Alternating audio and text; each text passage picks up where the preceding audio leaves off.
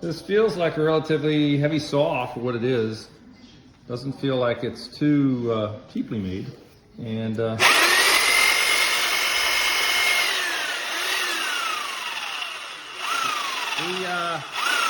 variable speed on it is not very definite. So, it wouldn't depend on the variable speed that much, but for an overall saw that you don't worry about getting torn up, perhaps maybe even using for some of your gardening tasks, I think this is a fine tool for the job.